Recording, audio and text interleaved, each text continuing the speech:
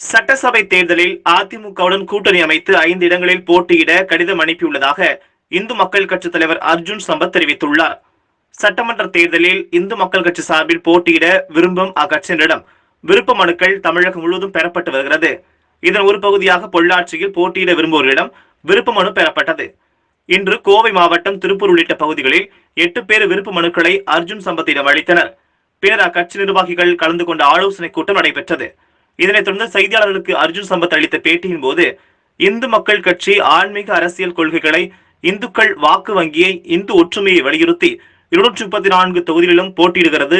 கூட்டணி அமைத்து போட்டியிட தயாராக உள்ளது என்றும், அதிமுகவுடன் கூட்டணி அமைக்க வேண்டும் என்றும், 5 தொகுதிகள் கேட்கும் கடிதம் அனுப்பியுள்ளோம் என்றும், இஸ்லாமிய அமைப்புகளுக்கு போட்டியிட வாய்ப்பு வழங்குவதை போல் இந்து மக்கள் கட்சிக்கும் வழங்க வேண்டும் என்று வலியுறுத்தியுள்ளதாகவும், அதேபோல் பாஜகவுடன் கூட்டணி பேச்சுவார்த்தை நடைபெற்றுக் கொண்டிருப்பதாகவும், பொள்ளாச்சியை தனி மாவட்டமாக அறிவிக்க வேண்டும் என்று கோரிக்கை பொதுமக்கள் பல ஆண்டுகளாக விடுத்து வருவதாகவும், அதிமுக திமுக தேர்தல் அறிக்கையில் இந்த கோரிக்கை இடம்பெற வேண்டும் என்றும், இஸ்லாமிய கிறிஸ்தவ ஜாதி அமைப்புகளோடு கூட்டணி அமைக்க 2 கட்சிகளும் ஆர்வம் காட்டி வருவதாகவும், மதசார்பற்ற கட்சி என்று சொல்லும் திமுக கூட்டணி பேச்சுவார்த்தையில் முதலாவது முஸ்லிம் லீக் கட்சியை அழைத்து பேசி இடஒதுக்கீடு செய்துள்ளது கண்டு இது குற்ற பின்னணியில் உடையவர்களுக்கு வாய்ப்பு கொடுப்பது மத நல்லிணக்கத்தை சீர்குலைக்கும் செயலாகும் என்று தெரிவித்தார்.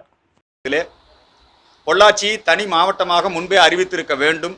ஆனாலும் நம்முடைய அரசாங்கம் அதை தாமதித்து வருகிறது.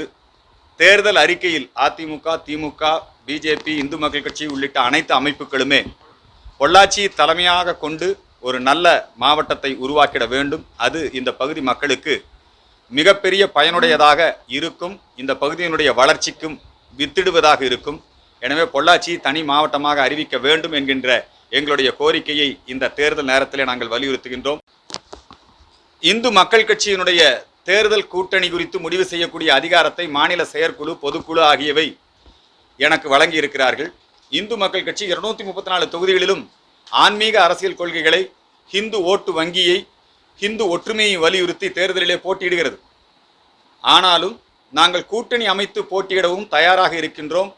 பாரதிய ஜனதா கட்சி, அனைத்து இந்திய அண்ணா திராவிட முன்னேற்ற கழகம் ஆகியவற்றோடு பேச்சுவார்த்தை நடத்தி வருகிறோம். அதிமுகவுக்கு நாங்கள் கடிதமே எழுதியிருக்கிறோம். இந்து மக்கள் கட்சி அதிமுகவுடன் கூட்டணி அமைத்து போட்டியிட தயாராக இருக்கிறோம். இஸ்லாமிய அமைப்புகளுக்கு எத்தனை தொகுதி ஒதுக்குறீங்களோ அதே அளவிலான தொகுதிகள் எங்களுக்கும் ஒதுக்க வேண்டும். குறைந்தபட்சம் ஒரு 5 தொகுதிகளாவது அதிமுக கூட்டணியில் எங்களுக்கு கிடைக்கும் என்று எதிர்பார்க்கின்றோம். இது சம்பந்தமான கடிதத்தை கூட்டணிக்கு விருப்பம் தெரிவித்தும் எங்களுடைய கோரிக்கையும் நாங்கள் வலியுறுத்தி கடிதத்தை அதிமுக தலைமையிடத்திலே கொடுத்திருக்கிறோம். பாரதிய ஜனதா கட்சி அதனுடைய தலைமையிடத்திலும் நிர்வாகிகளிடத்திலும் பேசி வருகிறோம்.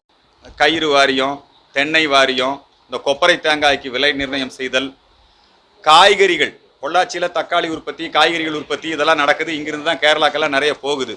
அதை பதப்படுத்துவதற்கான கிடங்குகள், இவைகளையெல்லாம் அமைத்திட வேண்டும். குறிப்பாக கயிறு வாரியம் பொள்ளாச்சி தலைமையிடமாக கொண்டு செயல்பட வேண்டும். அந்த கோரிக்கையை இந்த நேரத்திலே முன்வைக்கின்றோம். ஆனமலையாறு நல்லாறு தடுப்பணை திட்டத்தை உடனடியாக நிறைவேற்றிட வேண்டும். இந்த ரொம்ப பிரபலம். இங்கே இருந்து சட்டவிரோதமாக மாடுகள், எருமைகள், கால்நடை செல்வங்கள் கேரளத்திற்கு கடத்தப்படுகிறது. அதை உடனடியாக தடை செய்ய வேண்டும். இந்த கோரிக்கைகளை எல்லாம் இன்றைக்கு இந்து மக்கள் கட்சி தீர்மானமாக நிறைவேற்றியிருக்கிறது. பொள்ளாச்சி தனி மாவட்டமாக முன்பே அறிவித்திருக்க வேண்டும். ஆனாலும் நம்முடைய அரசாங்கம் அதை தாமதித்து வருகிறது. தேர்தல் அறிக்கையில் அதிமுக, திமுக, பிஜேபி, இந்து மக்கள் கட்சி உள்ளிட்ட அனைத்து அமைப்புகளுமே பொள்ளாச்சி தலைமையாக கொண்டு ஒரு நல்ல மாவட்டத்தை உருவாக்கிட வேண்டும். அது இந்த பகுதி மக்களுக்கு மிகப்பெரிய பயனுடையதாக இருக்கும். இந்த பகுதியினுடைய வளர்ச்சிக்கும் வித்திடுவதாக இருக்கும்.